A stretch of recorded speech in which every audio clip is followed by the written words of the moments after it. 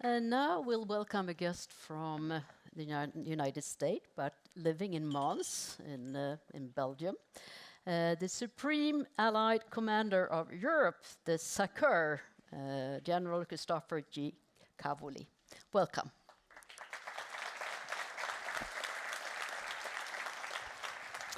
You're born and raised in Italy, graduated at Princeton in biology, I noticed. How come? I mean, this was kind of, yeah, then you joined the army. What happened between the biology and the army career? I discovered I was not a good scientist. Okay. So you've served in Bosnia, Afghanistan, and since less than a year, you're the SACEUR, the Supreme Allied Commander of Europe. So please, General, the floor is yours. Thank you. Thank you for the introduction, Emma. What a pleasure it is to be back in Sweden, and especially here in this beautiful winter paradise. What a gorgeous place, full of the spirit of Sweden, and it's emblematic of the beauty of this land and the strength and depth of its people. It's a true pleasure to be here. Your Majesties, Your Royal Highness, Prime Minister, Ministers, Excellencies, General Biden, my friend, ladies and gentlemen, it's a real pleasure to have the opportunity to speak to you today for a few minutes. So this is an unprecedented time for Euro-Atlantic security. Russia's illegal, unprovoked, brutal invasion of Ukraine has upended many aspects of European security and our assumptions about it. It has forced us to recognize the imperative of collective territorial defense, and that has fundamentally changed our alliance posture. Months before Russia's invasion, the alliance prudently began to conduct enhanced vigilance activities in all domains: air, sea, land, space, and cyber. The activities brought us greater awareness of potential threats and ensured that we would not be surprised and that we would be postured to respond to any challenges that might arise. And then when Russia invaded Ukraine on the 24th of February, the alliance lost no time. We activated, for the first time ever, every one of our response plans simultaneously. This allowed the alliance rapidly to deploy into frontline states thousands of troops from both sides of the Atlantic. Within days, we increased NATO forces under my operational command, my predecessor's operational command, to 140 Allied ships at sea, 32,000 Allied ground troops on the eastern flank, 135 aircraft for NATO air operations, and all this in addition to the 170,000 troop and hundreds of aircrafts already under national command on the eastern flank states. This posture has been in place ever since, and it has deterred Moscow from expanding the conflict with Ukraine into a conflict against NATO. Our actions have successfully shielded all allies. This rapid and effective response was enabled by and was an example of NATO's approved strategic framework for deterrence and defense of the Euro-Atlantic area. This concept, we abbreviated as DDA, is the key to realizing the new strategic concept adopted at Madrid, which turns the alliance's focus from crisis management and out-of-area operations back to collective territorial defense. Implementing DDA is a task that has been given directly to me as SACEUR. It is a big task, and it is my main priority. The first step has been to update our plans. The key plans that we have been working on are the regional plans. These are geographically specific plans that describe how we will defend key and relevant places in the alliance against both Russia and terror groups, the two named adversaries in our new strategic concept. We are building those plans on top of existing national defense plans in the relevant locations. Of course, these plans are going to go ahead and drive a tremendous amount of change in the alliance. The amount of change that's necessary to move from out-of-area operations to large-scale territorial defense is significant. First, our command and control arrangements will certainly need to be adapted to the new plans. The responsibilities of our headquarters will need to be updated to make them fit for a new purpose, and this will surely provoke organizational changes. Second, we will require a new force model to produce more and more ready forces on a standing basis, as opposed to the rotational, schedule-based model we had the luxury of using during the past 20 years. This force model has already been adopted And we are now working on fleshing it out with actual commitments of troops from nations. It is very promising. It's not done yet, but it's going very well. Third, we will require a new force structure. That is the number and types of equipment and organizations that we require to conduct our operations. The regional plans will drive this new force structure requirement. And then we will take those and feed them into the requirements process, our NDPP, the NATO defense planning process. And for the first time since the end of the Cold War, we will have objective, militarily sound, plans-based capabilities targets to offer to nations. Third, our exercise program will be modernized and made fit for this purpose, focusing on larger scale exercises that are centered on collective defense. So in fact, all of our operations, our activities, and our investments will be driven into the future by our plans as we implement DDA. Of course, a plan is never complete. This family of plans will not be the be-all and end-all. The plans, rather, will be part of a planning process. They will be a bunch of living documents that can be updated as the situation requires, as changes require. Changes such as the potential accession of Sweden and Finland into the alliance. This would, of course, produce new challenges, but more importantly, new opportunities for us to plan for. One of the variables the plans will drive and adjust is our posture. As you know, we currently have a posture consisting of battle groups, 8 battle groups, along the eastern flank in Estonia, Latvia, Lithuania, Poland, Hungary, Slovakia, Romania, and Bulgaria. Each of those battle groups is scheduled to be brought up to brigade size on need. However, there are other posture changes coming too. In the air domain, for example, we aim to build an integrated air and missile defense posture along the eastern front and across the AOR. And across domains, we must further develop the reinforcement and sustainment network, which includes the repositioning of critical stocks, improving our military mobility, especially in terms of infrastructure, processes, and policies. So all of this change, Sweden approaches the alliance at a very exciting and dynamic time. I would be happy to see Sweden brought into the alliance. We have a long history together. And Minister, thank you for mentioning and announcing the Defense Cooperative Agreement with the United States. I think it will be a huge advance for our countries. But we have a long history together in training, in bilateral and multilateral security cooperation, and on operations, indeed. You would bring real capacity and real capability on day one, and quite interoperable thanks to all the work that we've done together. Moreover, as Minister Haavisto said yesterday, you come as a Nordic package, a package with already existing defense agreements, multilateral command and control arrangements, and other advantages. It should be a perfect fit. Easy. And it's good if it's easy. It's good if it's easy because I think the future looks hard. In the NATO you are planning to join is in a new world, one shaped by Russia's illegal war on Ukraine. Let me share with you just a couple of my own personal observations on that conflict so far. They have implications for the sorts of militaries we'll need. First, hard power is a reality. Soft power is good and useful and even necessary. And integrated deterrence, of course, relies on all elements of national power, economic, diplomatic, informational. But the great irreducible feature of warfare is hard power. And we have to be good at it. Second, kinetic effects are what produce results on the battlefield. Cyber, information operations, and so on, very important. But if the other guy shows up with the tank, you better have a tank. Third, precision can beat mass. The Ukrainians have showed that this past autumn. But it takes time for it to work, and that time is usually bought with space. And so to use this method, we need space to trade for time. Not all of us have that, and we have to compensate for this in our thinking, our planning. Fourth, scale. Scale, scale, scale, scale. The magnitude of this war is incredible.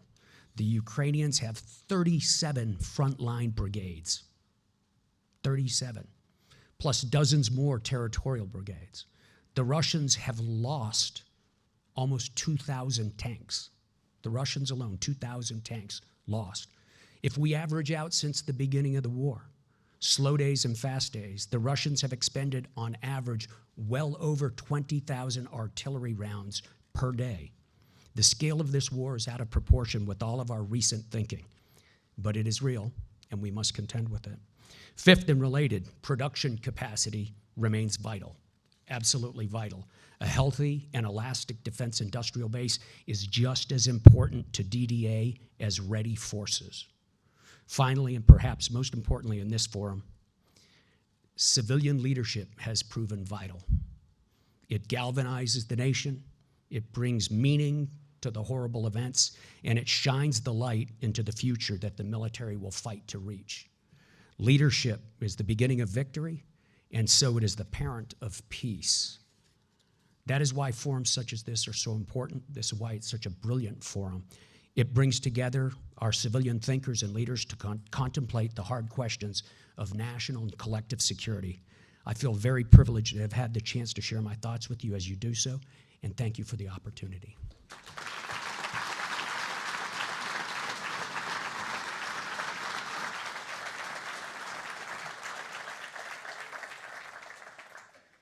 A perfect fit, you say.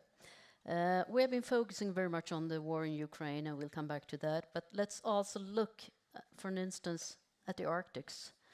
What difference to NATO will the two incoming members make for the actions in the High North? So, with the accession of Sweden and Finland, pretty much every nation in the Arctic. I think I'll help you a little because it's you're. A puffer.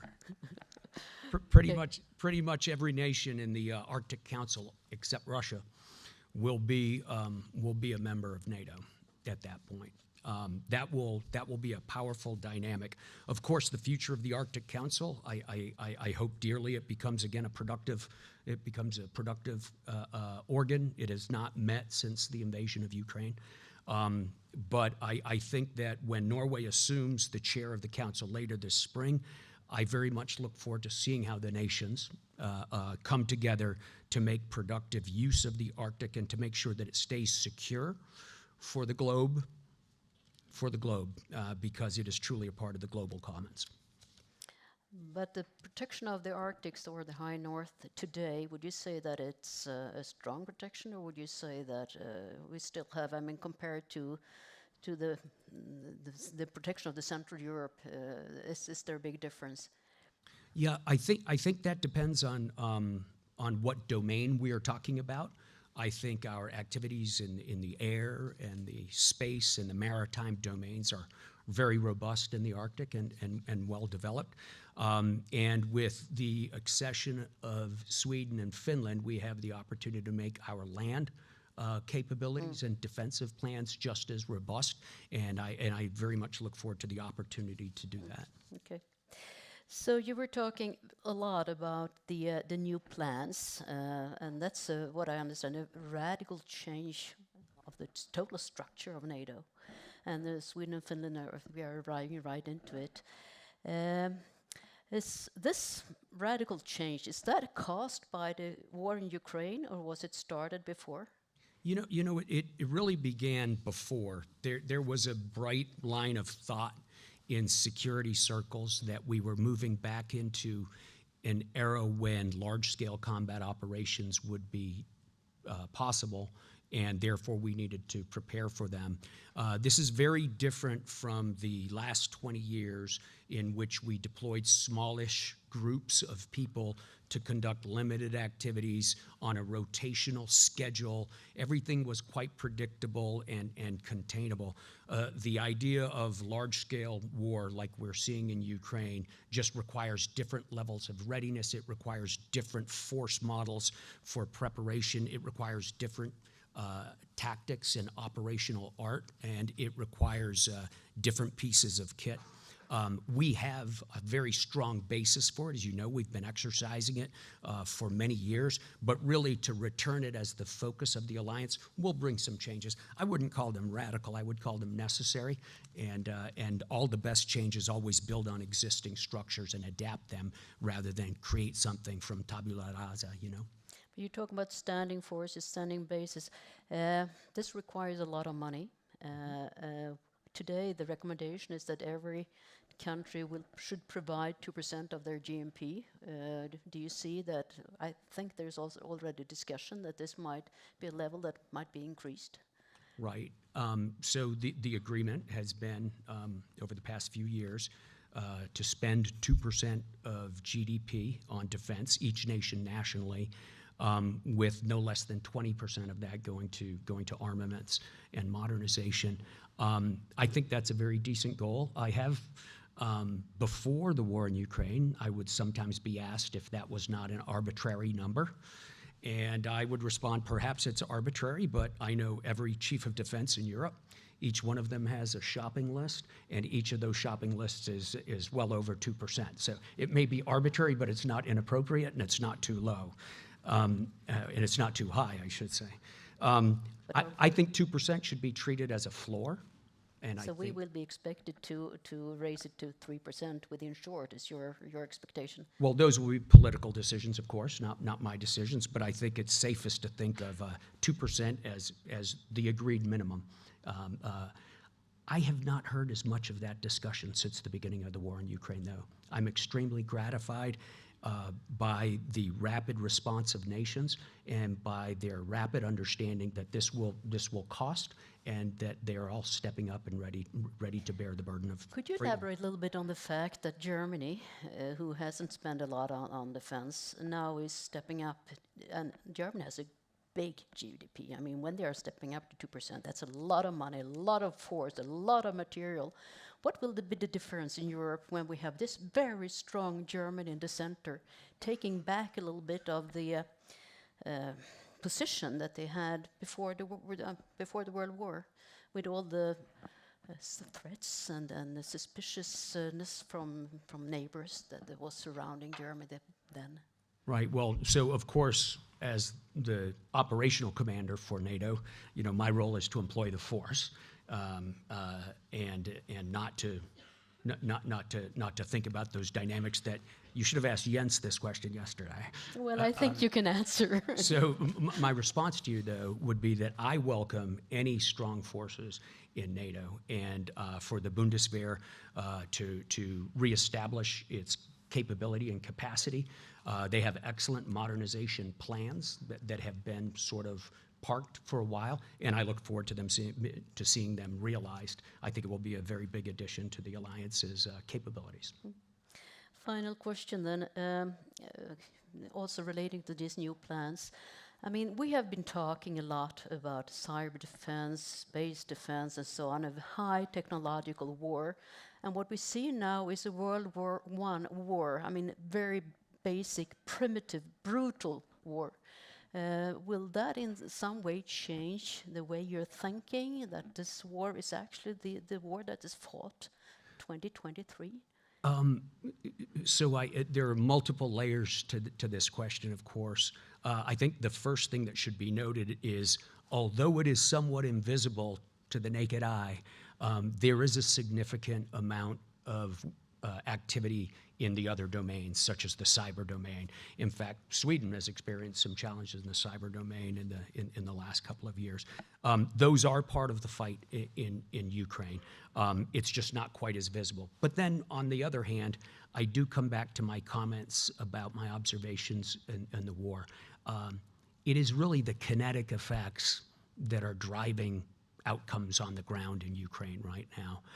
It is really hard power that is being contested here, and to that extent, the other softer domains become shaping efforts and become supporting efforts rather than the critical effort. I think that there is going to be a rich vein of information and lessons to learn from this war. And some of the best study of it is being done right here in Sweden, and I look forward to working into the future, both with Sweden and with the alliance, on how to construct a force that is ready to fight under the conditions that we've observed in Ukraine, and from which we can extrapolate potential future conflicts. Thank you very much, SACEUR, for coming to this. Thank you all. You said winter paradise. I'm not sure it's a paradise right now, but it's winter definitely. Thank you so much.